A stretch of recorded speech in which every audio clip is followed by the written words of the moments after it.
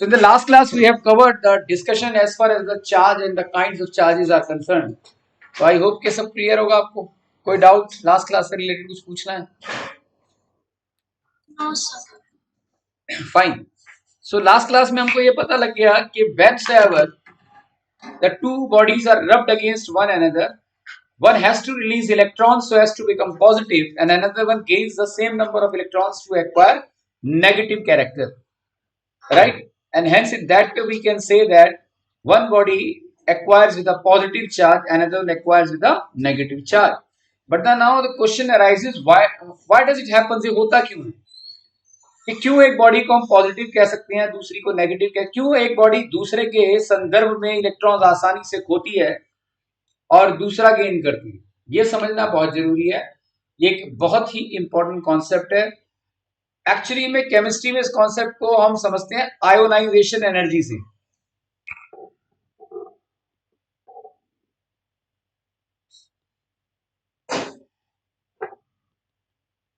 इसके बहुत डिटेल में आपको periodic classification of element chapters में बताऊंगा.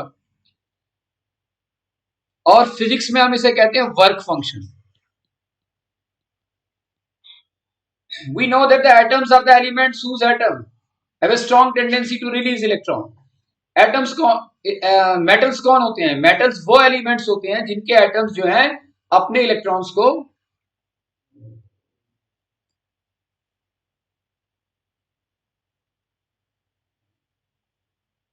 आगे बेटा दिव्यांशु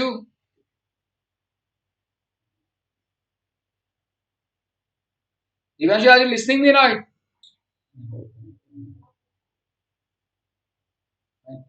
मेरी वॉइस सुनाई दे रही है? दिव्यांशु तुझसे बात कर रहा हूं मैं. Yes sir. गुड. हाँ, तो मैं ये समझा रहा था कि एक बॉडी पॉजिटिव और एक नेगेटिव क्यों होती है. इसे हम केमिस्ट्री में समझेंगे in terms of ionisation energy, और फिजिक्स में हम इसे समझते हैं वर्क फंक्शन. फिजिक्स में हम इसे कहते हैं वर्क फंक्शन. राइट. हमें मालूम है कि metals are the elements whose atom have strong tendency to release electrons. जैसे हम कुछ एग्जांपल ऑलरेडी देख भी चुके हैं कि सोडियम एक इलेक्ट्रॉन को खो सकता है to acquire one positive charge. Magnesium 2 electron को खो सकता है, और एल्यूमिनियम की बात करें तो 3 इलेक्ट्रॉन को खो सकता है. लेकिन बात ये उठती है कि खोने के लिए भी ये इलेक्ट्रॉन्स कहां से निकलते हैं? All the release electrons are actually available in the valence shell. Right. Atom के अंदर जो बीच में न्यूक्लियस होता है, ये ऑर्बिट्स जो होते हैं, सबसे दूर वाले ऑर्बिट को हम वैलेंस शेल कहते हैं. ये तो ऑलरेडी मालूम है आपको. और वैलेंस शेल में रहने वाली इलेक्ट्रॉन डेंसिटी को हम वैलेंस इलेक्ट्रॉन्स कहते हैं. Right? Can anybody tell me what do you mean by valency? What is valency? Sir, the combining capacity of an element is called its valency. हाँ, the combining capacity of an atom. Element नहीं बेटा, atom बोलो. Right? Yes, sir, atom. बिल्कुल सही बात है. Combining capacity का मतलब है सोडियम जब एक इलेक्ट्रॉन को खोएगा, सोडियम ने एक इलेक्ट्रॉन को खोया, राइट. तो इसने खोया क्यों? Because you like to attain the inert gas electronic configuration. 8 electrons outermost shell में चाहिए, मैं ऑलरेडी बता चुका हूं आपको. राइट. तो इसके एक इलेक्ट्रॉन को खोने को हम कहेंगे, इसकी वैलेंसी क्या है? 1. मैग्नीशियम 2 इलेक्ट्रॉन को खोएगा क्योंकि मैग्नीशियम का एटॉमिक नंबर 12 है, 282. राइट. तो 282 के अंदर स्टेबिलिटी के लिए इसे 8 इलेक्ट्रॉन चाहिए, इसने 2 इलेक्ट्रॉन खो दिए. तो ये जो खोए हैं 2 इलेक्ट्रॉन, ये इसकी वैलेंसी हो गई. The number of electron being lost by an atom that belongs to metal known as its valency. Right. इसी तरीके से एल्यूमिनियम की वैलेंसी क्या होनी चाहिए? क्या होनी चाहिए बताओ? 3. एल्यूमिनियम की वैलेंसी 3 है. राइट. तो वैलेंसी वो नंबर होता है जिससे एक एटम या तो खोता है या दूसरा गेन करता है. जैसे क्लोरीन की बात करते हैं हम, क्लोरीन ने एक इलेक्ट्रॉन को गेन किया, क्लोराइड बन गया. राइट. ऑक्सीजन की बात करते हैं, 2 इलेक्ट्रॉन गेन किए तो ऑक्साइड बन गया. नाइट्रोजन की बात करते हैं, 3 इलेक्ट्रॉन गेन किया तो नाइट्राइड हो गया. तो क्लोरीन की भी वैलेंसी देखो, सोडियम की वैलेंसी भी 1 है और क्लोरीन की भी 1 है, isn't it? But there is a difference. The valency of the sodium is assigned with positive sign. But here it is assigned with the negative sign. Positive का मतलब क्या हुआ? कि सोडियम ने एक इलेक्ट्रॉन खोया, नेगेटिव का मतलब क्या हुआ, इसने एक इलेक्ट्रॉन को पाया, गेन किया, राइट। तो अब बात ये उठती है, अभी गेन जो किया वो हमारा कंसर्न नहीं है, हमारा कंसर्न है लॉस कैसे किया। मान के चलो कि ये बहुत इंपॉर्टेंट मैं इस समय डिस्कशन कर रहा हूं, इसलिए सबका ध्यान यहां होना चाहिए। Let's consider that this ball is acting as an atom, और ये बीच में उसका न्यूक्लियस है जिसमें प्रोटॉन्स और न्यूट्रॉन्स हैं, और सर्कुलर ऑर्बिट्स के अंदर इलेक्ट्रॉन है। ये मान के चलते हैं कि सोडियम का एटम है, तो इसके अंदर आउटर मोस्ट शेल में एक इलेक्ट्रॉन है, राइट। अब ये जो एक इलेक्ट्रॉन है ये भी तो न्यूक्लियस, न्यूक्लियस पॉजिटिव चार्ज है, इलेक्ट्रॉन नेगेटिव चार्ज है। एक न्यूट्रल एटम के अंदर, राइट, सब कुछ स्टेबल होता है, इसमें 2 ही रहेंगे, इसमें 8 ही रहेंगे, इसमें 1 ही रहेगा, और इसके अंदर प्रोटॉन 11 ही रहेंगे। तो एक स्टेबिलिटी मेंटेन्ड है, neither proton nor electrons dominate, ना तो पॉजिटिव डोमिनेट कर रहा ना नेगेटिव डोमिनेट कर रहा। लेकिन सोडियम तो फिर भी अपना एक इलेक्ट्रॉन खोएगा, राइट। क्यों खोएगा, जैसे ही सोडियम के पास कोई दूसरा ऐसा एटम आ जाएगा जो उसके खोए इलेक्ट्रॉन को एक्सेप्ट करने के लिए तैयार हो, वो क्लोरीन है, तभी तो सोडियम क्लोराइड बनता है। नमक जो हम खाते हैं वो NaCl, वो तब तक रिलीज नहीं करेगा जब तक कोई दूसरा एलिमेंट, राइट, उससे इंटरेक्ट नहीं करेगा। फॉर एग्जाम्पल मान के चलो एक टुकड़ा है सोडियम का मेरे पास, और उस सोडियम के टुकड़े को मैंने जैसे हवा में रखा ना तो मेरा हाथ जल जाएगा, कुछ भी नहीं किया हमने तो, लेकिन it immediately burns, it catches fire and leads to the formation of sodium oxide Na2O। मैं बता चुका हूं ना इसके बारे में, केमिस्ट्री में हम कर चुके हैं, राइट। तो सोडियम हवा में आते ही इमीडिएटली वो सोडियम ऑक्साइड में क्यों बदल गया, क्योंकि सोडियम को क्या मिल गया, ऑक्सीजन। 2 सोडियम एक एक इलेक्ट्रॉन रिलीज करेंगे, एक ऑक्सीजन को 2 इलेक्ट्रॉन चाहिए, वो दोनों इलेक्ट्रॉन गेन करेगा, इमीडिएटली रिएक्शन हो जाएगा और एक नया कंपाउंड बन जाएगा। वो बेसिक इन नेचर होगा और हमारे हाथ के ऊपर रहेगा, और उसकी वजह से फायर निकलेगी, obviously may feel experience the burning impact. तो इसने इलेक्ट्रॉन को खोया कैसे, देखो अपने आप से इलेक्ट्रॉन कभी नहीं निकलता, याद रखना, इलेक्ट्रॉन को निकालने के लिए भी एनर्जी चाहिए। अगर मैं यहां से उठकर वहां जाऊंगा तो मैं अपनी बॉडी पे एनर्जी लगाऊंगा तभी तो जा पाऊंगा, तो अपने आप से वैलेंस शेल से इलेक्ट्रॉन नहीं निकलता। द अमाउंट ऑफ एनर्जी, ध्यान से सुनिएगा, बहुत इंपॉर्टेंट है ये, the amount of energy required to release an electron और इलेक्ट्रॉन्स, एन इलेक्ट्रॉन या electrons, right, from the valence shell of the given atom is known as ionization energy। उसको हम क्या कहते हैं, आयोनाइजेशन एनर्जी। आयोनाइजेशन एनर्जी वो energy होती है जो हमें देनी पड़ती है इलेक्ट्रॉन को निकालने के लिए, अपने आप से नहीं होता, राइट। तो सोडियम के केस के अंदर हमने देखा यहां पर एक इलेक्ट्रॉन है।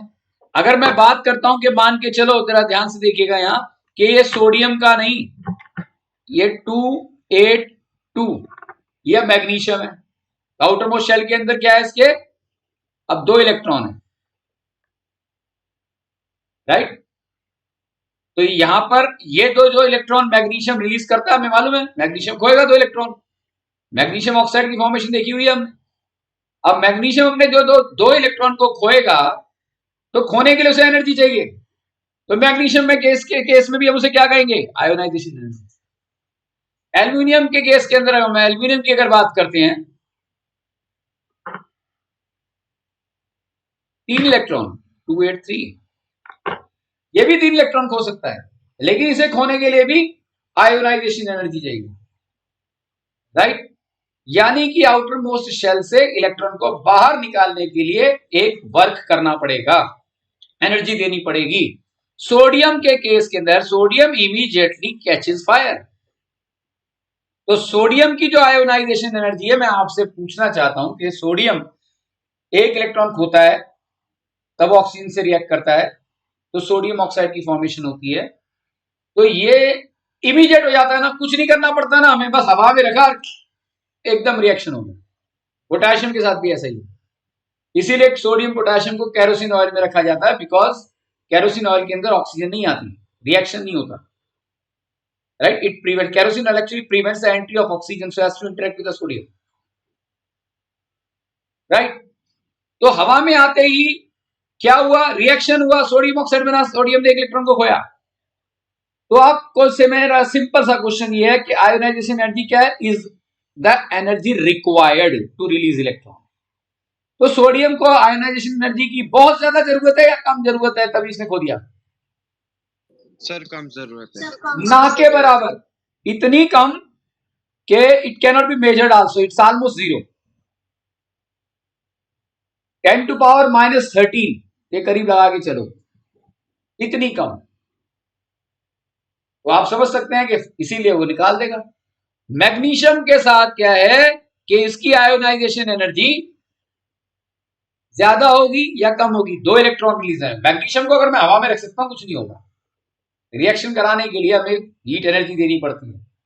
तो यानी कि 2 इलेक्ट्रॉन रिलीज करने के लिए we need energy more than sodium, much much more than sodium, and in the case of potassium even very high as compare to magnesium. बल्कि आपको मैं पीरियोडिक क्लासिफिकेशन में आयोनाइजेशन एनर्जी 1, आयोनाइजेशन एनर्जी 2 और ionisation energy 3 के बारे में भी बताऊंगा।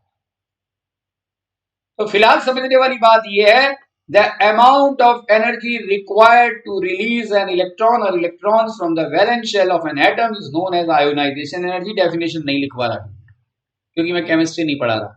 इसी आयोनाइजेशन एनर्जी को फिजिक्स में हम वर्क फंक्शन कहते हैं, इसी को हम क्या कहते हैं, वर्क फंक्शन। अब मान के चलो एक और एटम है,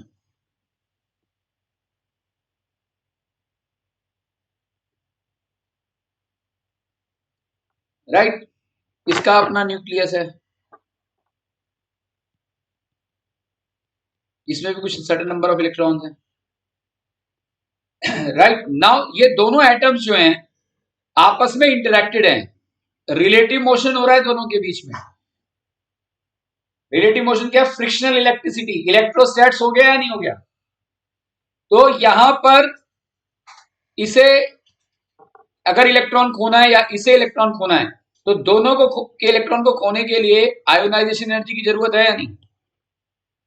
मान लिया फर्स्ट वाले को जो आयोनाइजेशन एनर्जी चाहिए इलेक्ट्रॉन्स को खोने के लिए वो IE1 है और दूसरे वाले के लिए IE2 है।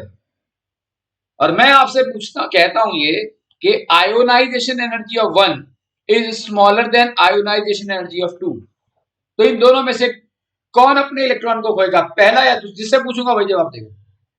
अगर आपको आयोनाइजेशन एनर्जी समझ आ गई तो मैं आपसे ये कहना चाहता हूं कि यहां 2 एटम है, दोनों रब्ड अगेंस्ट वन अनदर है, रिलेटिव मोशन है एट द कॉन्टैक्टेड एरिया, जिसके कारण एक एटम ने इलेक्ट्रॉन को खोना है, दूसरे ने गेन करना है। एक की आयोनाइजेशन एनर्जी दूसरे से कम है, पहले वाले की दूसरे से कम है, तो पहले वाला इलेक्ट्रॉन खोएगा या दूसरे वाला इलेक्ट्रॉन खोएगा? दूसरे वाला खोएगा। सही है ये बात?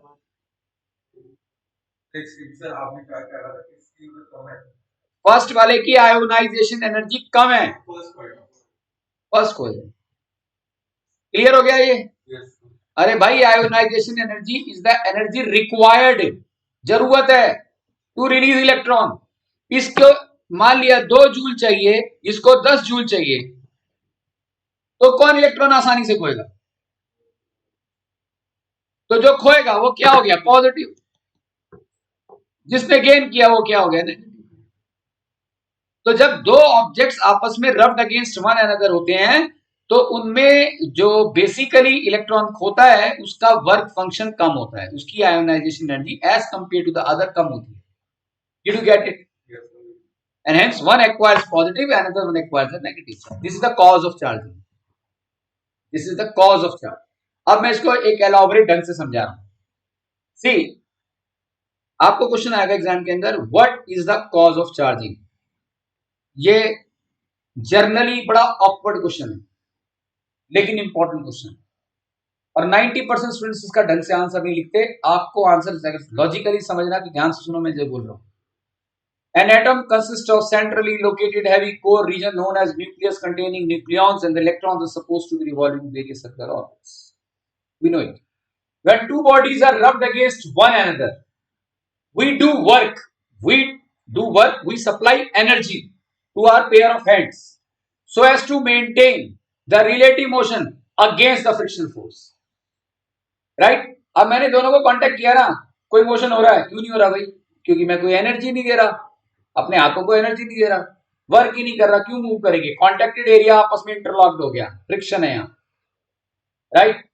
लेकिन अब मैं इस तरीके से रब कर रहा हूं, दैट मीन्स मैं एनर्जी सप्लाई कर रहा हूं, कॉन्टेक्टेड एरिया धीरे धीरे गर्म होता जा रहा है, हीट होता जा रहा है, राइट? क्यों हीट हो रहा है? क्योंकि फ्रिक्शन है, फ्रिक्शन के अगेंस्ट मैं मोशन करा रहा हूं, फ्रिक्शन नहीं चाहता कि मोशन हो, मैं करा रहा हूं, तो मैं एनर्जी दे रहा हूं ना। अब वो जो एनर्जी मैं दे रहा हूं वो यूज कहां होगी? वो एनर्जी यूज होती है एक पर्टिकुलर कॉन्टेक्टेड एरिया से इलेक्ट्रॉन को उठाकर दूसरे में डालने, और वो खोदेगा जिसकी आयोनाइजेशन एनर्जी कम होगी, वो गेन कर लेगा जिसकी ज्यादा होगी। यानी कि जो एनर्जी सप्लाई की गई है वो वेस्ट नहीं गई, that supplied energy actually transfers an electron or electrons from one body to another body, and it always happens, right, when the work function of the one is lower than the other. The body whose work function is lower than the other said to be acquired with positive charge with respect to the other one which acquires negative charge. Did you get it or not? Glass rod और silk, glass rod positive, silk negative, तो किसका work function ज्यादा है? मैं आपसे पूछना सकता हूं, ग्लास रोड पॉजिटिव है, सिल्क नेगेटिव है, किसका वर्क फंक्शन ज्यादा है? ग्लास रोड का ज्यादा है। हाँ, आप, अरे ग्लास रोड पॉजिटिव है, सिल्क नेगेटिव है, किसका वर्क फंक्शन ज्यादा है? बॉडी का नाम बोल रहा हूं ना। ग्लास रोड पॉजिटिव है, सिल्क नेगेटिव है, किसका वर्क फंक्शन ज्यादा है? किसका आयोनाइजेशन एनर्जी ज्यादा है? ग्लास का या सिल्क का? सिल्क होगा या कोई और होगा? अस्किया, क्या होगा आंसर? सर, जो ग्लास रॉड है उसका वर्क फंक्शन ज्यादा है। उसका work function, glass rod positive है, सिल्क नेगेटिव है, किसका वर्क फंक्शन ज्यादा है? शगुन, सिल्क का ज्यादा। तो सिल्क का क्यों ज्यादा होगा? पर ग्लास रॉड है ना पॉजिटिव, ग्लास रॉड पॉजिटिव है और सिल्क नेगेटिव है, तो वर्क फंक्शन सिल्क का इसलिए ज्यादा है क्योंकि सिल्क को ज्यादा एनर्जी चाहिए इलेक्ट्रॉन्स खोने के लिए as compare to glass rod. Okay sir. ये क्वेश्चन एग्जाम में आते हैं, which one is having the more work function? जो बॉडी इलेक्ट्रॉन खोती है उसको कम एनर्जी चाहिए, उसका वर्क फंक्शन दूसरे से कम होगा। सिंपल सी बात है, याद हो गया है? नहीं, यहां समझाया था मैंने, 2 जूल देन ज्यादा एनर्जी चाहिए, उसकी वर्क फंक्शन ज्यादा है, उसको ज्यादा एनर्जी देनी पड़ेगी विद रेस्पेक्ट टू अदर। तो अब दो बॉडी जो आपस में कांटेक्ट है, जिसका वर्क फंक्शन कम होगा वो फट से इलेक्ट्रॉन खोदेगा और दूसरा गेन कर लेगा। जैसे अगर यहाँ हमारे पास 5 जूल और 10 जूल है, तो मतलब एग्जाम में दिया होगा कि मतलब कोई जूल नहीं दिया होगा, एग्जाम में ये दिया होगा कि 2 बॉडीज दी होंगी आपको, आपसे कहा जाएगा एबोनाइट रॉड है, हेयर है और कॉम्ब है। हेयर पॉजिटिव, कॉम्ब नेगेटिव, किसका वर्क फंक्शन ज्यादा? हाँ, किसका वर्क फंक्शन ऑब्वियसली दिया होगा, किसका वर्क फंक्शन कम? हेयर। क्लियर हो गया है? नहीं? Yes sir. उस आपको अब इसे इंग्लिश लैंग्वेज में कैसे लिखना है? When two bodies are rubbed against one another, we do work against the frictional force, and the energy so supplied by us is used up in transferring charges, in transferring electrons from one body to another body, and it always takes place from the body whose work function is lower than the other. खत्म। अगर ये बात समझ में आ गई तो physics का बहुत बड़ा कॉन्सेप्ट आपको समझ आ गया, राइट? आपके हाथ में आ गया current electricity. Did you get it? आगे चलो, राइट?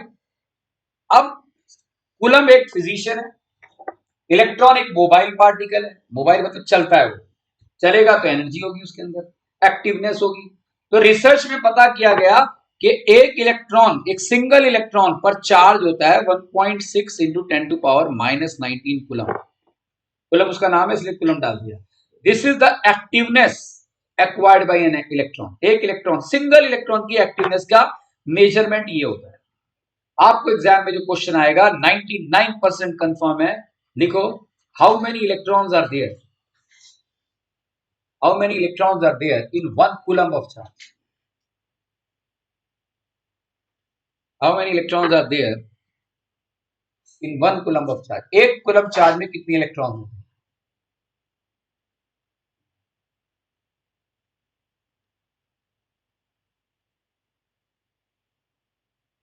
यदि कोई डाउट आए तो आप मुझे मैसेज कर सकते हैं बेटा चैट बॉक्स के अंदर, ठीक है। एक इलेक्ट्रॉन की एक्टिवनेस ये, how many electrons are there, कितने इलेक्ट्रॉन्स हैं किसमें, 1 coulomb of charge. What exactly I need to do, ध्यान से देखिए, 1.6 into 10 to power minus 19 coulomb is the charge, इस पर 1 कूलम, तो ये is the charge on 1 electron, sorry, इतना चार्ज एक इलेक्ट्रॉन पर है, तो 1 कूलम में कितना होगा, कितने इलेक्ट्रॉन होंगे, this is the charge on single electron, तो 1 कूलम में कितने होंगे electrons, 1 upon 1.6 into 10 to power minus 19, जो हम लिख सकते हैं 10 to power 19 by 1.6, which in turn is equal to 6.25 into 10 to power 18 electrons, यानी कि 1 coulomb of charge carries how many electrons,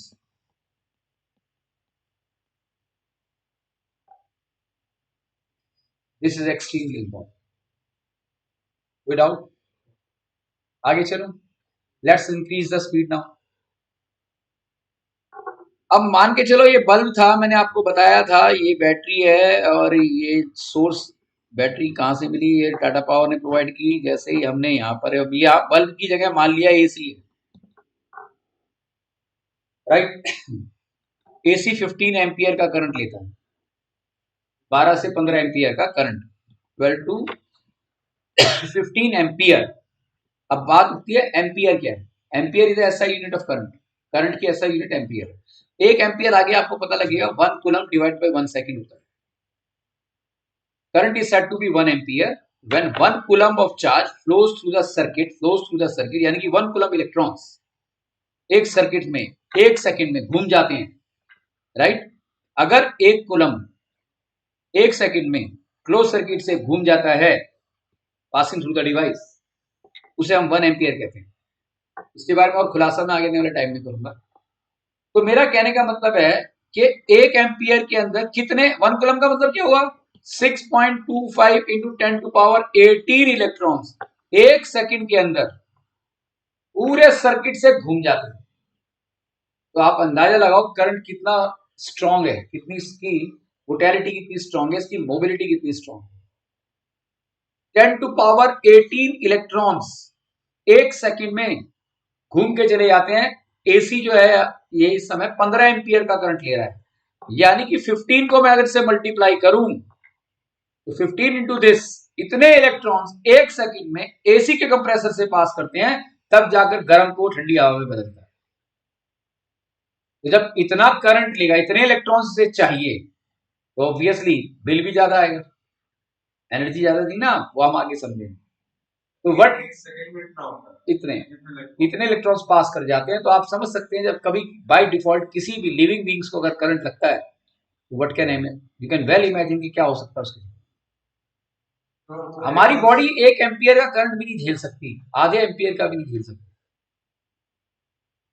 अगर ये आधे एम्पियर का करंट किसी को 10-15 सेकंड के लिए भी लग गया, will die, no doubt about it. हमारे सारे organs dedicate, that's why current is a very dangerous thing, right. आगे चलूं, हाँ सर जैसे अगर किसी को करंट लगता है तो उसको इलेक्ट्रॉन्स की बॉडी में ट्रांसफर हो जाता है, यस ऑफ कोर्स। और वो अगर नंगे पांव, पैर में चप्पल नहीं है, कहते हैं ना चप्पल पहननी चाहिए स्विच को ऑन करने के लिए, या पानी नीचे पड़ा हुआ है, या अपने फ्रिज को आप हाथ लगा रहे हो, कूलर को हाथ लगा रहे हो और आप नंगे पांव और नीचे पानी पड़ा हुआ है, तो आप बहुत बेहतरीन कैरियर हो फिर करंट के लिए। करंट लीकेज अगर उस बॉडी के अंदर हो गया, पानी तो कुछ भी है, चप्पल पहनी होगी तो नहीं होगा, क्यों नहीं होगा वो आगे देखिए। रबर केस हाँ, इंसुलेटर होना चाहिए। अगर आप नंगे पाँव हैं तो आप भी तो कैरियर हो गए, आप चैनल हो गए इलेक्ट्रॉन्स को। अर्थ में जब इलेक्ट्रॉन जाएंगे आपके थ्रू जाएंगे, फिर क्या हो सकता है, कैन वैली में। खैर ये बात की बात है, ये क्लियर हो गया ना। तो what do mean by 1 coulomb, मेरा मकसद था सिर्फ आपको ये समझाना कि 1 कूलम का मतलब क्या होता है, राइट। आगे चलूं, आगे हम एक वर्ड में यूज कर रहा हूं, quantization of charge. Quantization of charge, the transfer of charge from one body to another body, और इसे क्यू से रिप्रेजेंट करते हैं, प्लस माइनस एन ई करते हैं। ज्यादा डिटेल 12th में देखेंगे आप, फिलहाल मैं सिर्फ इससे ये बताना चाहता हूं, n represents integral positive number है। कि अगर एक बॉडी दूसरी बॉडी से रब हुई, एक ने 10 इलेक्ट्रॉन खोए, तो मैं यहां लिख सकता हूं प्लस माइनस 10 इलेक्ट्रॉन। इसका मतलब क्या हुआ, एक ने 10 खोए और दूसरे ने 10 गेन कर लिए, राइट। तो कहने का मतलब है चार्जेस, दो बॉडी जब आपस में इंटरेक्ट कर रही है, charges can neither be created nor be destroyed. Charge ना तो पैदा किए जा सकते ना खत्म किए जा सकते, but can be transferred from one body to another body. अगर यहां पर n की वैल्यू मैं लिख देता हूं, Q is equal to plus minus, ध्यान से देखिएगा, Q is equal to plus minus 6.25 into 10 to power 18 electrons, और इसको मैं मल्टीप्लाई कर दूं, क्यू की वैल्यू n मैंने ले लिया कितने, दिस, और इसको मैं मल्टीप्लाई किससे करूं, एक इलेक्ट्रॉन के 1.6 इंटू 10 टू पावर माइनस 19 से, तो क्यू की वैल्यू जो इक्विवेलेंट आएगी वो 1 कूलम आएगी। मतलब 1 कूलम चार्ज जो है ट्रांसफर हो गया एक बॉडी से दूसरी बॉडी में, यानी कि 6.25 इंटू 10 टू पावर 18 इलेक्ट्रॉन्स एक बॉडी से दूसरे बॉडी में चले ड्यूरिंग रबिंग, राइट। वो कॉन्टेक्टेड एरिया ही चार्ज होता है। आपने एक चीज नोट करी होगी, इलेक्ट्रॉन यहां से गए दूसरे में चले गए तो वो वहीं तक ही रहे, आगे नहीं मूव किया उन्होंने। तो हम क्या पढ़ रहे हैं, हम पढ़ रहे हैं चार्जेस एट रेस्ट। हम मतलब बॉडी के अंदर जो डेविएशन आ गया चार्ज में, राइट, वो अगर ट्रांसफर हुए, थोड़े पल के लिए मूव किया, फिर जाकर ठहर गए, जाकर एक एरिया के अंदर बंद गए। Is that clear. तो इसे अगर वो वहां से मूव करना शुरू कर देते, चलते रहते, तो करंट इलेक्ट्रिसिटी की बात करते हैं। अब हम धीरे धीरे वहां पहुंचेंगे। हाँ, कुछ पूछना था बेटा। Yes sir, quantization of charge समझ नहीं आया। क्वांटाइजेशन मतलब है जब दो बॉडी आपस में रब करेगी तो एक खोएगी एक गेन करेगी या नहीं। Yes sir. खोने और गेन करने को भी तो कोई मैथमेटिकल एक्सप्रेशन देना पड़ेगा। मान लिया 100 इलेक्ट्रॉन खोए और गेन हुआ, प्लस माइनस 100 ई कर दिया मैंने। एन की वैल्यू क्या पुट कर दी, फार्मूला ही है। इस फार्मूले का मतलब क्या है, प्लस माइनस 100 ई, यानी कि दो वैल्यूज हैं इसमें, एक है प्लस 100, एक है माइनस 100, जो ये बताती है कि खोने वाले ने 100 इलेक्ट्रॉन खोए और पाने वाले ने 100 इलेक्ट्रॉन गेन किए। क्या क्लियर है। यस। तो यहां ये ऐसा तो हुआ नहीं कि इसने 100 खोए इसने 99 गेन किए। तो ये पहली प्रॉपर्टी बन गई चार्ज की, जिसे हम कहते हैं law of conservation of charges. Law of conservation of charges states what, charges can neither be created nor be destroyed. ना तो यहां प्रोड्यूस किए गए ना डिस्ट्रॉय किए गए, बस ट्रांसफर कर दिया एक बॉडी से दूसरी बॉडी। क्या ये बात क्लियर हुई भाई। एक ने जिसने खोया तो ट्रांसफर नहीं होगा, दूसरे ने गेन कर लिया। तो ऐसा तो है नहीं कि जिसने गेन किया उसने 100 इलेक्ट्रॉन को पैदा किया था, वो तो पाया उसने। और ऐसा तो है नहीं कि जिसने खोया उसने डिस्ट्रॉय किया इलेक्ट्रॉन को, राइट। Excuse me sir. हाँ बेटा। सर जैसे law of conservation of charges के हिसाब से तो चार्जेस डिस्ट्रॉय हो ही नहीं सकते। तो अगर जैसे अभी मैंने अपना हैंड रब करा तो मेरे इस हैंड से इस हैंड में चले गए चार्जेस, तो फिर तो यहाँ पे अभी भी चार्ज ही रहेगा फिर। हाँ चार्ज तो बिल्कुल, खत्म ही नहीं हुआ। चार्ज कॉन्टेक्टेड एरिया में आ रहा ना, तो सर वो कभी खत्म नहीं होगा। कभी खत्म नहीं होता, चार्ज कभी खत्म नहीं होता। हाँ, चार्ज न्यूट्रलाइज होता है। अब यहां पर जो आ गए चार्ज उसको न्यूट्रलाइज कर सकते हैं। वो न्यूट्रलाइजेशन के लिए आपको 12th क्लास की फिजिक्स पढ़नी पड़ेगी। इसे चार्जेस बाय इंडक्शन कहते हैं, न्यूट्रलाइजेशन ऑफ इंडक्शन कहते हैं। वो आप आगे देखेंगे फ्यूचर में, 10th में उसका कोई लेना देना नहीं है। क्लियर? Yes, sir. यही चैप्टर तो current electricity is the second chapter of 12th physics, और इलेक्ट्रोस्टैट जो मैं बता रहा हूं वो पहला चैप्टर है। इलेक्ट्रोस्टैट 12th में 2 महीने में खत्म होता है, करंट इलेक्ट्रिसिटी 1.5 महीने में खत्म होता है। ये 2 चैप्टर ही जो है 3.5 महीने ले लेते हैं। यू कैन वेल इमेजिन कितनी डिटेल हो सकती है, राइट? और आईआईटी की बात करें तो पूछो ही मत, चाहे नीट की आईआईटी को 6-8 महीने लगते हैं इन 2 चैप्टर्स में, बहुत डिटेल है, राइट? सीबीएसई का सिलेबस और एंट्रेंस का सिलेबस कोई मैच ही नहीं करता। क्या ये क्लियर हुआ? तो हम चार्ज जान चुके हैं, उसके टाइप जान चुके हैं, हमें ये भी पता लग गया चार्जेस बनते क्यों हैं। अब हमारा नेक्स्ट मकसद क्या होना चाहिए कि उसकी प्रॉपर्टीज क्या है। पहली प्रॉपर्टी मैंने आपको बता दी, बुक्स में से पढ़ना और वहां से नोट्स बनाना, ये आपको मिलेगा। Charges can neither be created not be destroyed but can be transferred from one body to another body.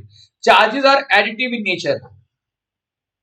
दूसरी प्रॉपर्टी है charges are additive in nature. Additive in nature का मतलब है कि मान लिया एक आइसोलेटेड स्पेस है,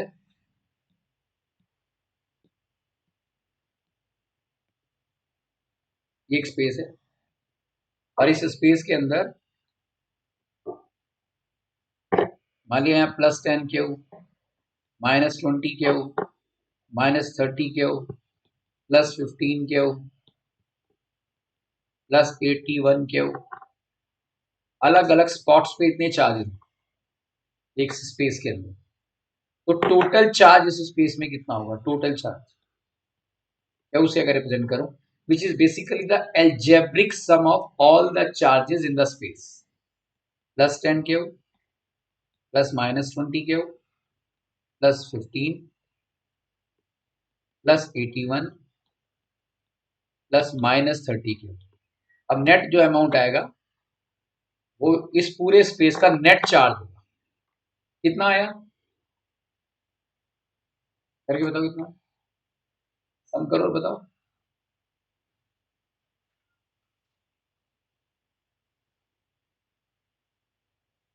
तो 150 है। क्या हुआ अभी? So 56 cube, I suppose. Yes, positive आया नेगेटिव आया? positive. So positive. यानी कि ये पूरा का पूरा स्पेस रिजल्टेंट चार्ज इसका पॉजिटिव इन नेचर है, net charge. Clear? Yes, sir. This is the second important property, और बोर्ड So एग्जाम में इसका पूछना। मतलब है जैसे कहीं पे भी अगर किसी एक स्पेस को हम ले लेंगे तो वहां पे जितना भी चार्ज होगा उसे वो ऐड ही हो सकता है बस। Yes, बिल्कुल सही कहा, एब्सोल्युटली राइट, बिल्कुल ठीक, राइट? ये नोट्स कैसे बनाते हैं इसमें है, लेकिन अपने आप बनाना है, मेरे नोट्स मत ले। आगे चलें। अब हमको पता लग गया कि charge is something acquired by a material body to exert electrical force on to the other body, right? इसके बारे में हमें क्लियर है। तो अब जब भी कोई बॉडी चार्ज बनती है, कोई पॉजिटिव हो जाती है तो नेगेटिव हो जाती है, तो उन दोनों के अंदर बाय डिफॉल्ट एक फिनोमिना आ जाता है ना, फोर्स ऑफ अट्रैक्शन या फोर्स ऑफ रिपल्शन का। भाई ग्लास रॉड सिल्क को अट्रैक्ट करेगा, ग्लास रॉड दूसरी ग्लास रॉड रिपल्शन होगा। तो यानी कि फोर्स एग्जिस्ट करती है। जब भी कोई बॉडी चार्ज हो जाएगी तो बाय डिफॉल्ट उसके अंदर एक फोर्स एक्सर्ट करने की काबिलियत आ जाएगी। अब फोर्स अपने आप में एक वेक्टर क्वांटिटी है, 9th में हमने फोर्स के बारे में पढ़ा है। क्योंकि फोर्स एक वेक्टर क्वांटिटी है तो उस वेक्टर क्वांटिटी का मतलब क्या है कि उसका मैग्नीट्यूड भी है और उसके अंदर डायरेक्शन भी है, राइट? तो अगर दो चार्ज बॉडी, चाहे वो ग्लास रॉड सिल्क है, एबोनाइट रॉड ग्लास रॉड है, कुछ भी है, अगर दो चार्ज बॉडी अगर हैं और उनके बीच में एक डिस्टेंस है, राइट, प्लस क्यू अगर हम लेके चलते हैं, अगर मैं इसे Q1 कह दूं, इसे Q2 कह दूं, प्लस माइनस इसको भी प्लस माइनस कह दूं, तो 4 तरीके के रिश्ते हो गए, यहाँ पर रिलेशन हो गए। Plus Q1 minus Q2, minus Q1 plus Q2, plus Q1 plus Q2, minus Q1 minus Q2, यही तो हो सकते हैं चार केसेस। भाई या तो पहला चार्ज पॉजिटिव होगा, दूसरा नेगेटिव होगा,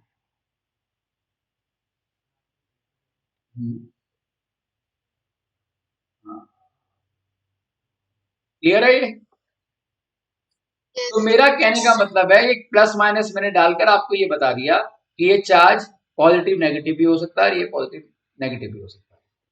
और हमें मालूम है अनलाइक चार्जेस होंगे तो रिपल्शन अट्रैक्शन होगा, लाइक चार्जेस होंगे तो रिपल्शन होगा।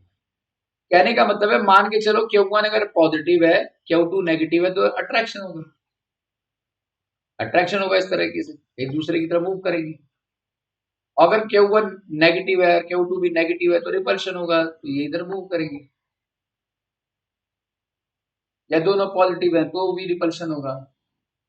पहले वाला नेगेटिव, दूसरे वाला पॉजिटिव तो अट्रैक्शन होगा। So on and so fourth. Clear हो गया ना? तो मैंने दोनों साइन ले लिए, प्लस माइनस दोनों चार्ज।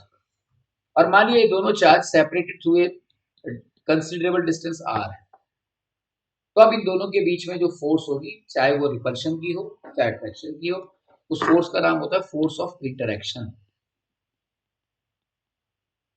फोर्स ऑफ इंटरेक्शन में दोनों बातें आती। बाय डिफॉल्ट मैं ये कहना चाहता हूं कि अट्रैक्शन भी हो सकता है या रिपल्शन भी, या अट्रैक्शन हो या रिपल्शन हो, फोर्स तो है। अगर फोर्स है तो मैग्नीट्यूड भी है उसका और उसकी डायरेक्शन, राइट? तो उसका मैग्नीट्यूड और डायरेक्शन जिस साइंटिस्ट ने बताया, जिस लॉ के थ्रू बताया, उसे हम कुलम्स लॉ कहते हैं। अब मैं आपको कुलम्स लॉ के बारे में बताता हूं। स्टॉप राइटिंग, यहां देखिएगा। Coulomb's law states that the force of interaction between the 2 point charges, मैं यहां पर बोल रहा हूं वर्ड पॉइंट चार्जेस, बहुत कम चार्ज, राइट? 1 कूलम ले सकते हैं फॉर एग्जांपल, या उससे भी कम। The force of interaction between 2 point charges is directly proportional to the product of the magnitude of the charges. जितने ज्यादा चार्ज होंगे उतना ज्यादा फोर्स होगा। देखो यहाँ दो क्वांटिटी होगी ना, एक फिजिकल क्वांटिटी फोर्स है, दूसरी चार्ज है। इस साइन का मतलब क्या है? Directly proportional. If this Q1, the product of Q1 and Q2 increases, force increases. If the product decreases, force decreases. राइट? तो पहला फैक्टर क्या हो गया? The force of interaction is directly proportional to the product of the magnitude of the charges. और दूसरा क्या हुआ? It is inversely proportional to the square of the distance. Inversely proportional to the square of the distance between the two. क्या ये बात clear है या नहीं? Yes, sir. Yes. अगर मैं इन दोनों को समड अप कर दूं तो Q1 Q2 divided by are square हो गया। This is the third expression. अगर इस साइन को हटाना है तो हम कांस्टेंट ऑफ प्रोपोर्शनैलिटी के यूज करते हैं। इस के को हम कहते हैं constant of proportionality and is known as electrical permittivity of the free space। Permittivity का मतलब होता है परमिशन देना। जैसे ये फ्री स्पेस है ना, मान लिया एक चार्ज यहाँ है, एक चार्ज यहाँ है, तो दोनों फ्री स्पेस से तो सेपरेटेड है।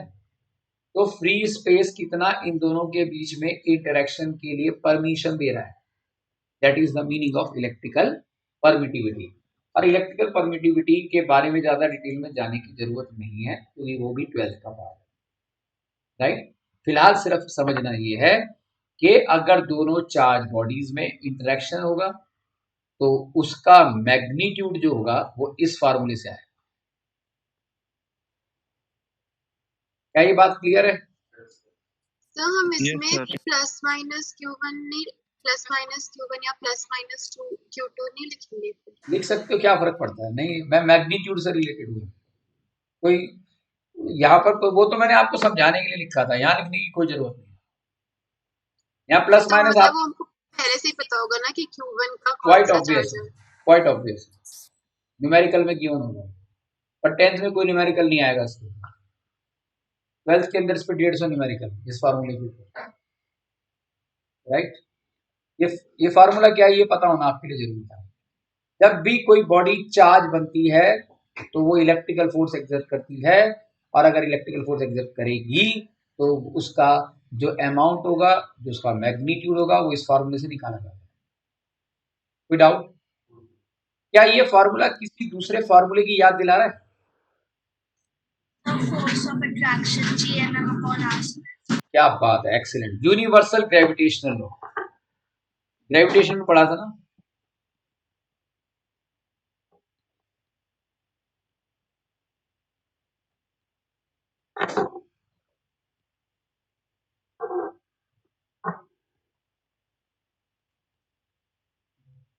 Universal gravitational law. Universal gravitational law states that everybody in this universe attract every other body with a force which is directly proportional to the product of their masses and is inversely proportional to the square of the distance between them, where F is equal to G m1 m2 divided by r square. G is known as constant of proportionality and is regarded to be the gravitational constant. The value of G is 6.67 into 10 to power minus 11 newton metre square पर kilogram square.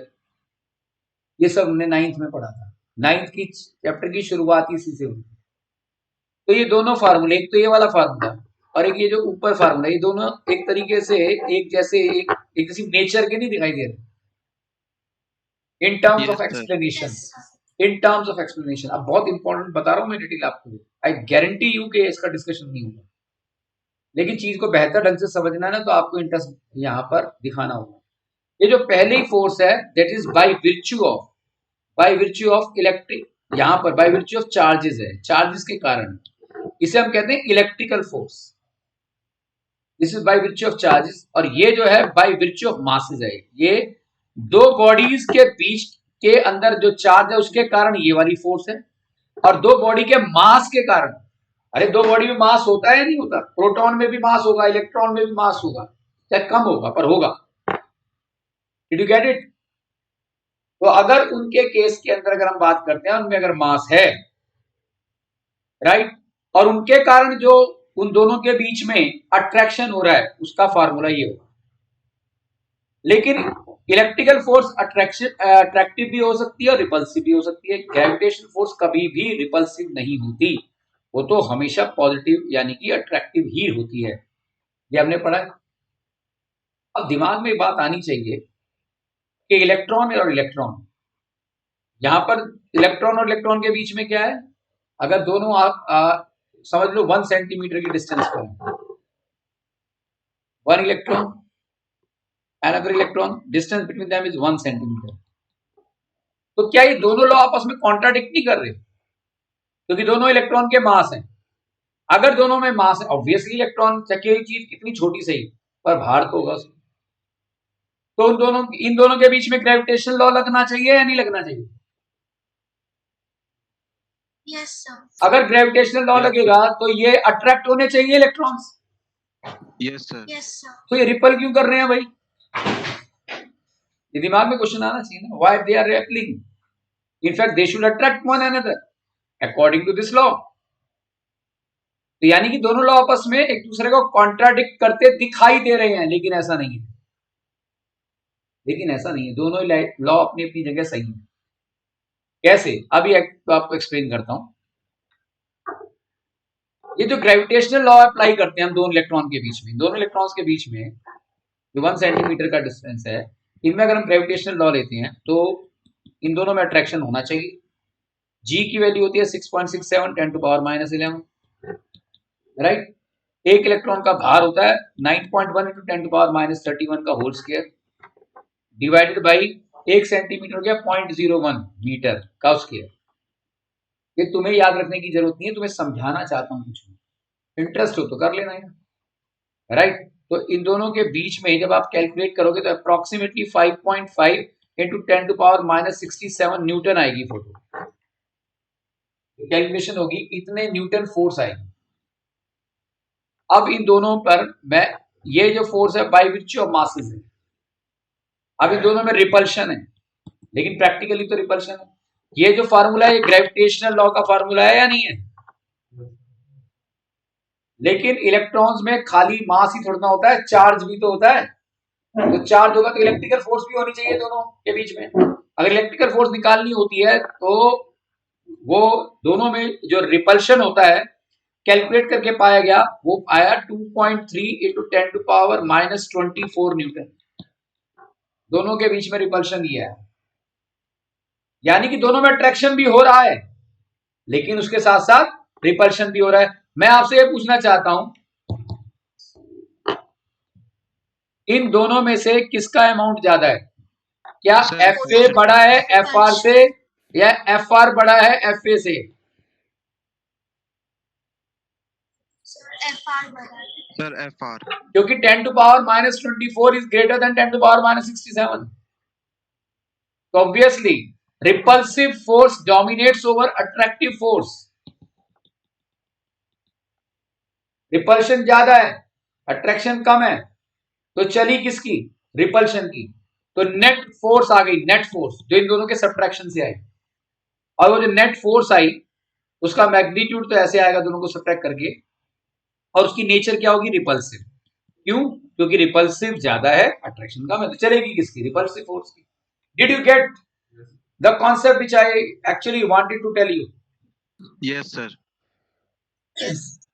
तो देखा जाए तो Excuse me, gravitation sir. Law भी सही है और electrical law भी सही है, कूलम लॉ भी सही है। हाँ बेटा, सर जैसे अब तो मतलब जो इलेक्ट्रिकल लॉ है FR वाला, वो तो सर वो तो हमारे ऊपर भी अप्लाई होता है, और ग्रेविटेशनल लॉ भी हमारे ऊपर अप्लाई होता है। तो अगर हम एक ह्यूमन बॉडी का केस देखें तो उसमें कौन सा डोमिनेट करेगा? नहीं हमारे ऊपर अप्लाई इसलिए नहीं होता क्योंकि हमारी बॉडी में इलेक्ट्रिक करंट जो है फ्लो नहीं कर रहा, चार्ज एक से दूसरी तरफ फ्लो नहीं कर रहे। जैसे सर अगर अभी मैं अपना हैंड रब करूं तो फिर तो चार्ज आ जाएगा। बिल्कुल आएगा। तो फिर हाँ। तब तो हमारे पर फोर्स ऑफ रिपल्शन करेगा ना वो। हाँ ऑब्वियसली, तभी तो उस केस के अंदर हीट क्रिएट हो रही है। ओके सर, तो मतलब अगर ह्यूमन बॉडी में अगर फोर्स पर वो रिपल्शन इतना छोटा होगा, you can not measure it. Okay sir. हमने पढ़ा था ना ग्रेविटेशन लॉ के अंदर यस सर। कि जब एक स्टोन 1 किलो का हम अर्थ के सरफेस पे रखते हैं फ्रॉम इट्स सेंटर, तो अमाउंट आता है 9.8 न्यूटन। लेकिन चांद और जो मून है और अर्थ के बीच में जो फोर्स ऑफ अट्रैक्शन है वो ना के बराबर है, राइट? प्लेनेट और उनमें अट्रैक्शन है पर वो इतना कम है कि वी कैन मेजर इट। आप देखो ना, एक बात सोचने की है, ये पेन है, मैं क्या इसको यहां से छोड़ दूं तो ये क्या यही रहेगा, ऊपर चला जाएगा, नीचे गिरेगा? अट्रैक्शन हो रहा है।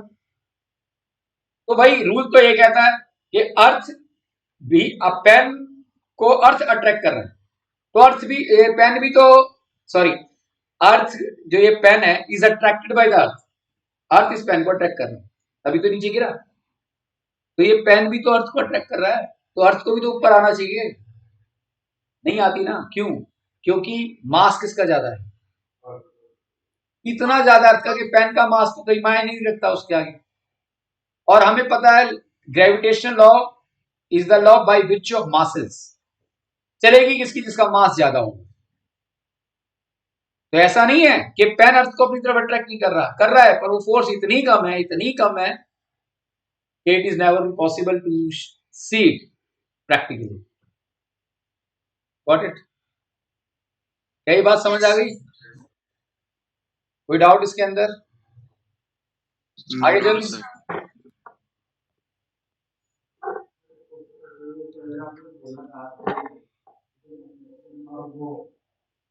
रिपल्शन। हाँ तो उसमें मतलब कि अगर वो ना अट्रैक्शन ना हम हमको सामने ला सकते हैं, उसमें फोर्स फोर्स उसको भी लगती है, अट्रैक्शन नहीं होती है उसकी, बिल्कुल लगती है। दोनों फोर्स काम करती है इस यूनिवर्स में, दोनों फोर्स काम करती है। ग्रेविटेशनल फोर्स भी काम करती है और इलेक्ट्रिकल फोर्स भी काम करती है। दिस द नेचर, ये नेचर की अपनी क्रिएटिविटी है, right, which balances the life. Clear हो गया ये? अब एक बॉडी चार्ज हो गई, चार्ज का मतलब क्या है? एक्टिव हो गई। चार्ज किसे कहते हैं? आयन किसे कहते हैं? Electrically charged state of an atom is known as ion, positive and negative, यानी कि न्यूट्रल एटम ऑफ पॉजिटिव और नेगेटिव, यानी कि बॉडी जो है पॉजिटिव या नेगेटिव हो गई। तो पॉजिटिव और नेगेटिव होते ही क्या होता है, एक फील्ड क्रिएट होती है जिसका नाम है इलेक्ट्रिकल फील्ड, तो हम इलेक्ट्रिक फील्ड भी कहते हैं।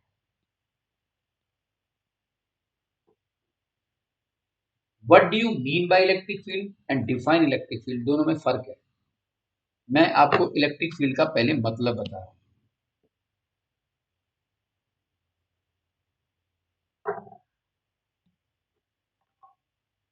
ये चार्ज है, मान लिया पॉजिटिव चार्ज, राइट। तो क्या होती है इलेक्ट्रिक फील्ड? इलेक्ट्रिक फील्ड का मतलब क्या है? It is a space property of the charge. ये चार्ज की स्पेस प्रॉपर्टी, जो भी बॉडी चार्ज हो गई पॉजिटिव या नेगेटिव, उसके चारों तरफ का जो स्पेस है, उसके सराउंडिंग जो एरिया है, राइट, वो एक्टिव हो गया। सराउंडिंग एरिया एक्टिव हो गया so as to accept the other charge to come under its influence, या तो अट्रैक्ट कर जाए या रेपल कर जाए।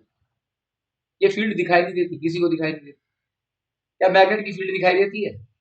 भाई मेरे हाथ में मैग्नेट है और यहाँ आयरन नील पड़ा हुआ है, तो अट्रैक्ट कर लेगा नहीं उसे, क्यों? मैग्नेटिक फील्ड है उसमें। ऐसे चार्ज की एक फील्ड होती है जिसे इलेक्ट्रिक फील्ड कहते हैं। जैसे कोई बॉडी चार्ज बनती है तो उसको बाय डिफॉल्ट उसमें एक फील्ड क्रिएट होती है जिसे हम इलेक्ट्रिक फील्ड कहते हैं। उसका मतलब हम ऐसे समझ सकते हैं, electric field is the space property of the charge by virtue of which it modifies the space all around it. It modifies the space all around it, leading to the development of a force. Leading to the development of a force can be experienced by the other charge. मतलब कि ये चारों तरफ के space को ऐसा active कर देती है, रिएक्टिव कर देती है कि इस स्पेस के अंदर अगर कोई दूसरा चार्ज आ गया, इसका नाम मैंने मान लिया Q0 कह दिया, कोई दूसरा चार्ज आ गया, वो उसकी नेचर पे डिपेंड करेगा। अगर पॉजिटिव होगा तो रिपल्शन हो जाएगा, नेगेटिव होगा तो अट्रैक्शन हो जाएगा। व्हाट इट और not, this is electric field. Sir तो ये उसी एटम के अंदर होगा या ये जो स्पेस हो रही है ये उसी एटम के है, एटम उसी चार्ज बोलो आप, एटम नहीं चार्ज बॉडी बोलो, उस चार्ज बॉडी के चारों तरफ, कि जितना उस चार्ज बॉडी के चारों तरफ जितना इस चार्ज में कैपेबिलिटी होगी, अपने चारों तरफ के स्पेस को, सरप्लस स्पेस को रिएक्टिव एक्टिव कर देगा कि कोई दूसरा चार्ज अगर इसकी बाउंड्री में आ गया, अगर ये चार्ज यहाँ है कुछ नहीं होगा, लेकिन ये चार्ज जैसे इसके अंदर एंटर करेगा तो यहाँ पर इन दोनों के बीच में एक फोर्स क्रिएट होगी, जिसका मैग्नीट्यूड हम देख चुके हैं, कूलम्ब्स लॉ के थ्रू आता है। सर पर जैसे जब आपने बताया था कि हम हैंड रब करते हैं तो फिर जिस एरिया में कांटेक्ट होता है वहीं पे चार्ज आता है, तो फिर वो और कहीं नहीं आता, तो फिर इस बेटे एटम और सेल्स तो इतने छोटे होते हैं कि कॉन्टेक्टेड एरिया के अंदर ही billions and billions of cells हैं, और उन सेल्स का डिस्टेंस आपस में बहुत ज्यादा है। एक एटम का दूसरे एटम के साथ जो डिस्टेंस है ना, वो करोड़ों अरबों किलोमीटर के बराबर है। तो आप उसको ना उस लेवल पर मत लेके जाओ। मैं आपसे ये कहना चाहता हूं कि अगर दो चार्ज बॉडी है, एक बॉडी अगर चार्ज बन गई तो उसके चारों तरफ का स्पेस ऐसा कुछ क्रिएट हो जाता है जिसके अंतर्गत अगर दूसरा कोई चार्ज आ गया तो उसके ऊपर फोर्स ऑफ इंटरेक्शन होगा, और वो जो स्पेस है उसके चारों तरफ उसे हम electric field of the charge कहते हैं। Excuse me sir. हाँ बेटा बोलो। सर जो ये इलेक्ट्रिकल फील्ड है, हम इसको इसका जो एरिया है वो हम कैसे मतलब कैलकुलेट कर सकते हैं? इसका कोई 12th फॉर्मूला के लिए, होता है? 12th के लिए सब होता है, सब होता है, ओके सर। सब कुछ है। मैंने क्या कहा, इलेक्ट्रोस्टैट्स चैप्टर ही 1.5 महीने में खत्म होता है, जो मैं आपको 2 क्लास में खत्म करके दे रहा हूं, और हर क्लास 2 घंटे की होती है, तब जाकर ये चैप्टर लगभग 16-17 घंटे में खत्म होता है, राइट। तो बेटा जी आई थिंक तो समझ आ गया, शगुन क्लियर है? Yes, sir.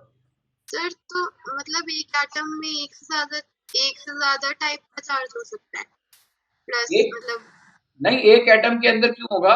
एक एटम चार्ज, मान लिया सिंगल एटम है, चार्ज बन गया, तो उसके चारों तरफ का जो स्पेस है उसको हम इलेक्ट्रिक फील्ड कहेंगे।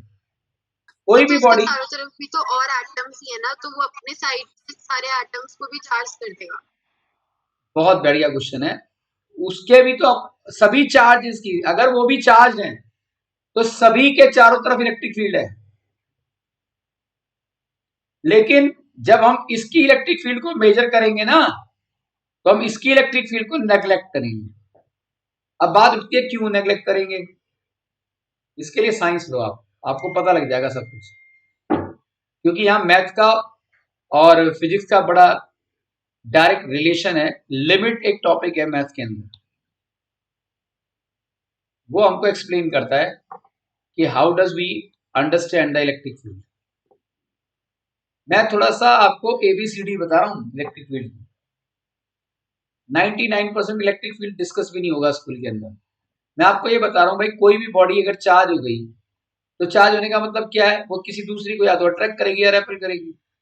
तो अट्रैक्शन और रिपल्शन जो होता है उसका एक आधार होता है, उसका एक बेस होता है, वो बेस उसके चारों तरफ होता है, चार्ज बॉडी के चारों तरफ होता है, और वो जो फील्ड होती है उसे हम इलेक्ट्रिक फील्ड कहते हैं, उस एरिया को हम इलेक्ट्रिक फील्ड कहते हैं। बस इतना समझना था। अब जो इलेक्ट्रिक फील्ड है वो दिखाई तो देती नहीं, तो डिफाइन कैसे करेंगे, यहां से सुनना। इलेक्ट्रिक फील्ड को हम रिप्रेजेंट करते हैं इलेक्ट्रिक फील्ड लाइन से। भाई फिजिक्स हम पढ़ रहे हैं तो कुछ ना कुछ तो दिखाना पड़ेगा, कोई तो शेप देनी पड़ेगी। Electric field lines, what is electric field lines? Electric field lines are the hypothetical lines.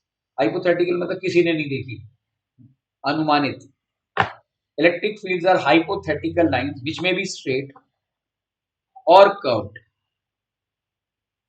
which may be straight or curved, right? जो स्ट्रेट भी हो सकती है और कर्व भी हो सकती है। इससे आगे एक सेंटेंस और ऐड होता है, वो अभी नहीं ऐड करूंगा, बस ये समझो कि ये हाइपोथेटिकल लाइन है, सीधी भी हो सकती है और कर्विकल इन नेचर भी हो सकती है, राइट? सर ये हम इलेक्ट्रिकल फील्ड लाइंस, ये इलेक्ट्रिकल फील्ड की बाउंड्री है। हाँ, ओके सर। अब इलेक्ट्रिक फील्ड पॉजिटिव और नेगेटिव चार्ज के बीच में अगर हमें रिप्रेजेंट करनी है तो हम कैसे करेंगे? ये एक पॉजिटिव चार्ज है, मान लिया एक बॉडी पॉजिटिवली चार्ज होगी तो इसकी इलेक्ट्रिक फील्ड को हम, ये बहुत ही इंपॉर्टेंट है, guaranteed question, draw electric field pattern of positive charge, negative charge, in between positive and negative charge और in the same pair of charge. Positive charge की इलेक्ट्रिक फील्ड बेटा ऐसे रिप्रेजेंट करेंगे आप,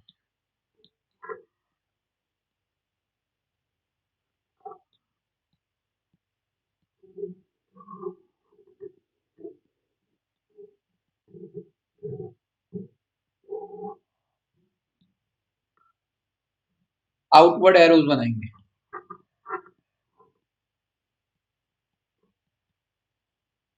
यानी कि electric field of positive charge acquired with outward nature, negative charge, very good, negative क्या होगी? सेम ऐसी ऐसी लाइनें बनाते जाओ,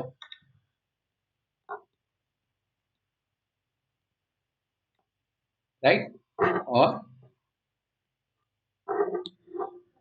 क्या होगी? इनवर्ड।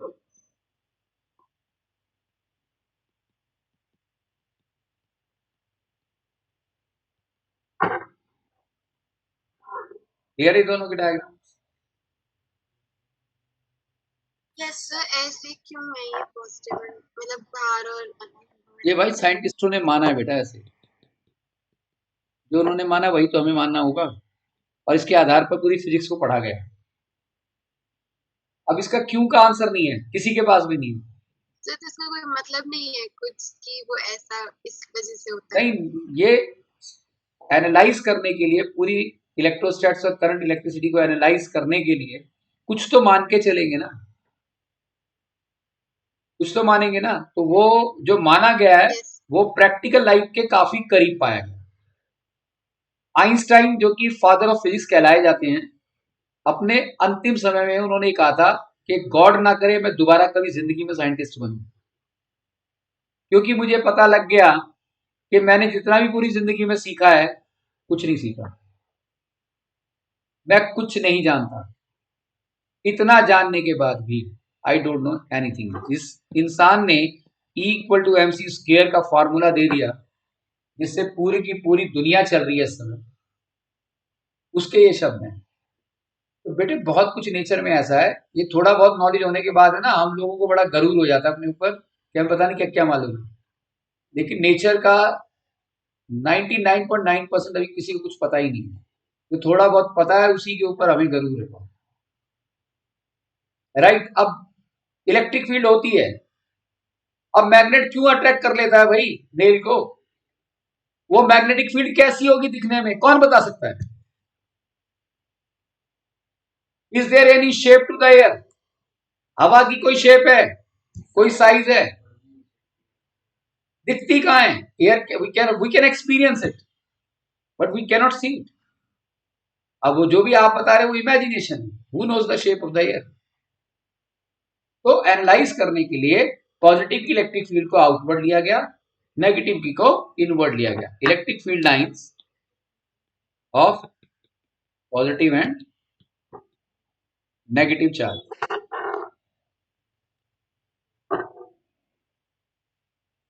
तो सर मतलब हम जो इलेक्ट्रिकल फील्ड है उसको हम वो कर सकते मतलब फील कर सकते हैं बस। हाँ बिल्कुल फील कर सकते हैं, राइट, क्योंकि electric field is a cause for the flow of electrons from one end to another end. It is the electric field that forces the charges to move from one direction to another direction. और ये सब 12th में पढ़ेंगे आप।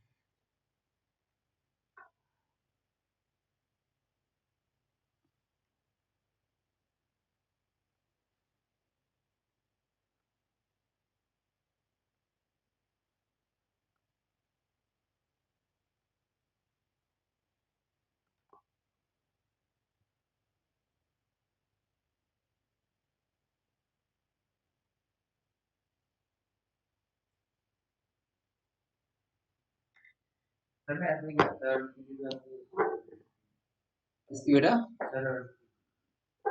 हाँ, अर्थ मैंने कुछ दिखने में ऐसे तरीके से बना, बिल्कुल सही।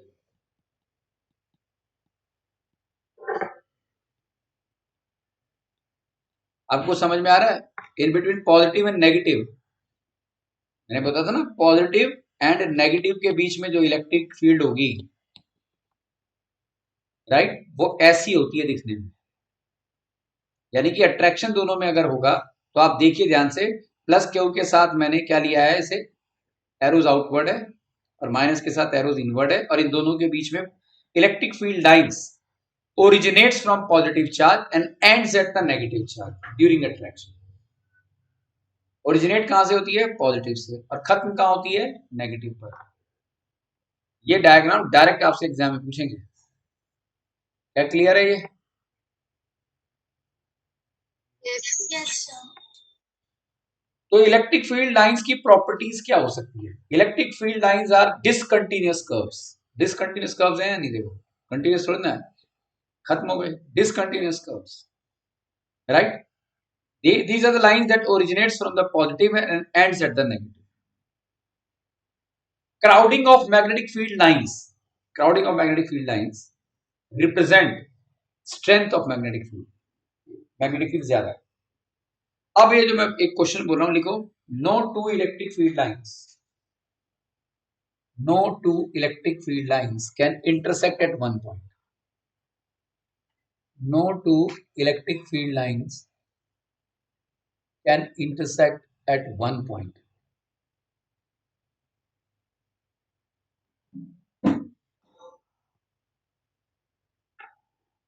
No two electric field lines can intersect at one point. What do you mean by that? मान लिया एक इलेक्ट्रिक फील्ड लाइन ये है, दूसरी इलेक्ट्रिक फील्ड लाइन ये है, ये दोनों एक ही पॉइंट पे कभी नहीं टकराएंगी, कभी पास नहीं करेंगी, क्योंकि जो भी अट्रैक्शन, मान लिया यहां पर एक चार्ज रखा हुआ है, ये इलेक्ट्रिक फील्ड लाइन 1 है, ये इलेक्ट्रिक फील्ड लाइन 2 है। तो इस इलेक्ट्रिक फील्ड के कारण ये चार्ज जो है इस वाली के कारण हो सकता है इस डायरेक्शन में मूव करे,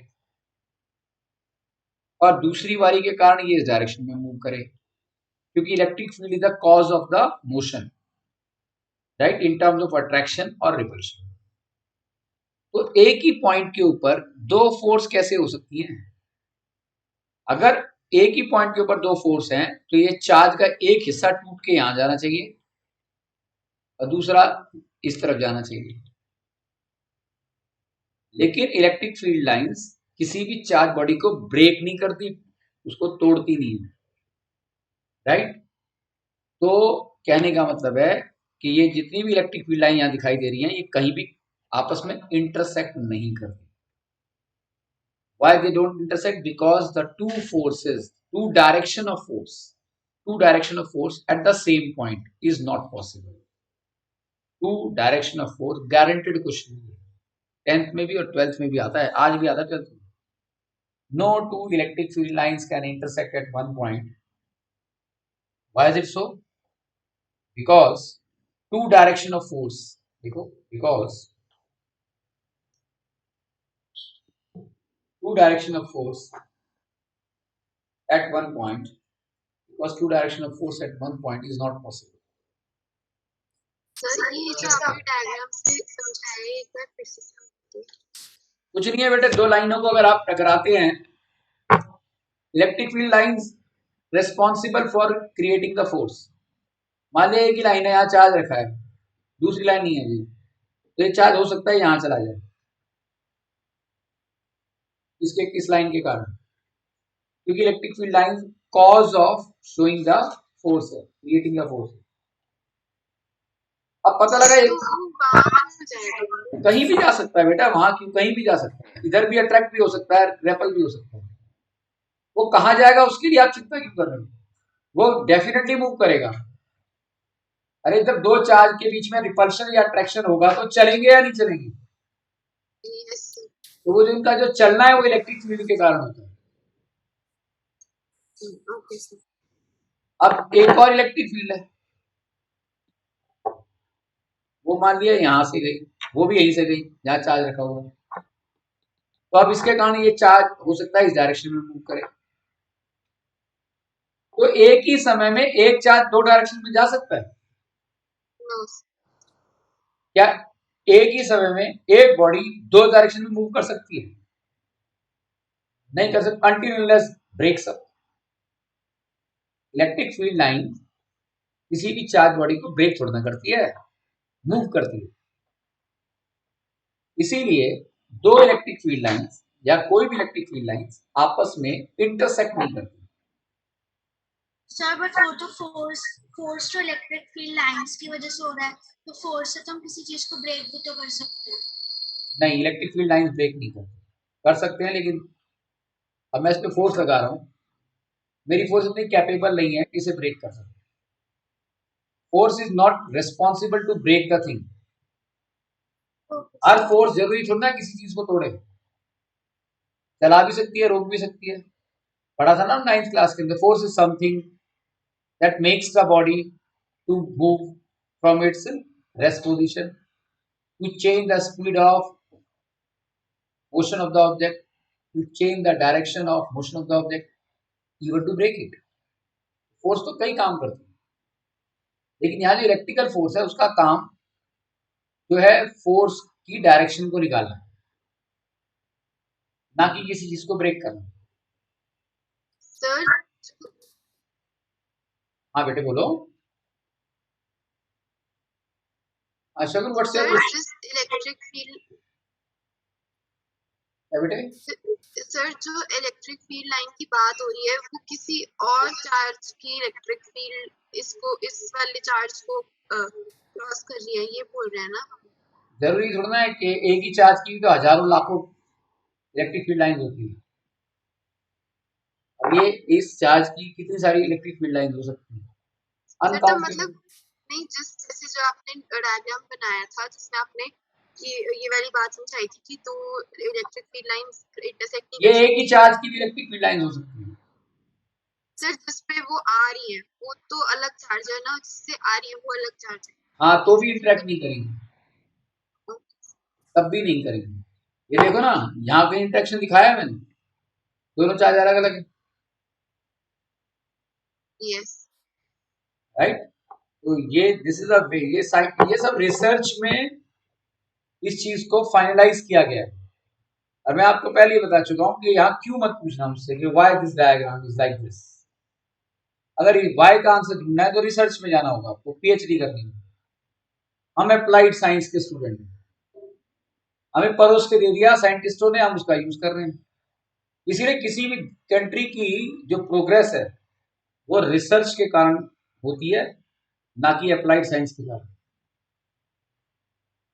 research is a fundamental block to give the scientific success to a particular country. जहां जितनी ज्यादा रिसर्च है वो देश उतना आगे है, राइट। हम अभी आर्टिफिशियल इंटेलिजेंस के बारे में जानते भी नहीं है, और बाहर के देशों में ऐसा हो चुका है इस समय, वो 10-15 साल आगे हमसे। घर आने से पहले ही एसी अपने आप ऑन हो जाता है, कब ऑन होना चाहिए कब ऑफ होना चाहिए। अब तो एप्पल के फोन के अंदर आर्टिफिशियल इंटेलिजेंस आ रहा है, इंडिया में नहीं आ रहा, लेकिन इंडिया से बाहर आ चुका है। नहीं कि अगर सपोज आपके आसपास कोई ऐसा इंसान है जो आपके लिए खतरा है, तो अपने आप अलार्म चला, आपकी बॉडी की सेंसिटिविटी से पुलिस के पास इंफॉर्मेशन पहुंच जाती है, वहां अलार्म पहुंच जाता है, विद इन 5 मिनट्स पुलिस वहां होती है। अगर सपोज कोई किसी कारण से गलत एनवायरमेंट में फंस गया, तो बॉडी की सेंसिटिविटी, वो जो डर हार्मोन्स जो रिलीज होते हैं, एप्पल उसको कैच कर लेता है। वो भी नहीं, वो तो उसका आर्टिफिशियल इंटेलिजेंस बहुत स्ट्रांग है, राइट। तो शेरी नहीं हो एप्पल के अंदर, टाइम पास करना हो कभी उससे बात करो, आपकी बात का हर बात का जवाब देती है, राइट। मैं कई बार बात करता हूँ उससे, तो जो मैं बात करता हूँ उसका लॉजिकल आंसर सामने से आता है, समथिंग वेरी ग्रेट। अच्छा टाइम पास है अगर कभी करना हो तो। ये क्या है, ये आर्टिफिशियल इंटेलिजेंस। अब आर्टिफिशियल इंटेलिजेंस इतना बढ़ता जा रहा है कि वो मैन पावर को रिप्लेस कर रहा है,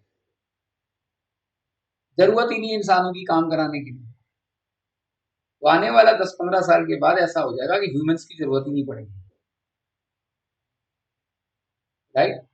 ये जो मोनोपोली चलती है घर में काम करने जो आती हैं कई बार, राइट, इनकी मोनोपोली भी खत्म हो चुकी है बाहर, क्योंकि घर अपने आप ऑटोमेटिकली साफ हो जाता है रोबोट के लिए।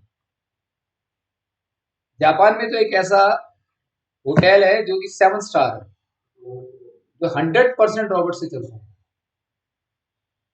और उसकी सर्विसेज में आप 0.1% भी एरर नहीं निकाल सकते। Human error is always impossible. तो लाइफ बदल रही है, जितने इनोवेटिव रहेंगे, जितना, अब कहते थे सीएस ब्रांच की बड़ी वैल्यू है, अब आर्टिफिशियल इंटेलिजेंस आ गया, मैथमेटिकल रीजनिंग आ गया, हर पल चीजें बदलती जा रही है।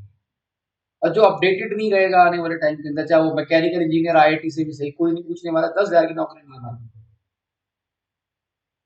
कंपनीज को क्या चाहिए, लेटेस्ट टेक्नोलॉजी चाहिए, एकदम लेटेस्ट, और उसे संभालने वाला जो होगा वो बना रहेगा, राइट। That's it. आगे हम पढ़ेंगे इलेक्ट्रिक पोटेंशियल के बारे में, और फिर हम करंट की तरफ जाएंगे। ये 2 क्लास अगर आपको समझ में आ गई तो आपका बेस अच्छा बन गया।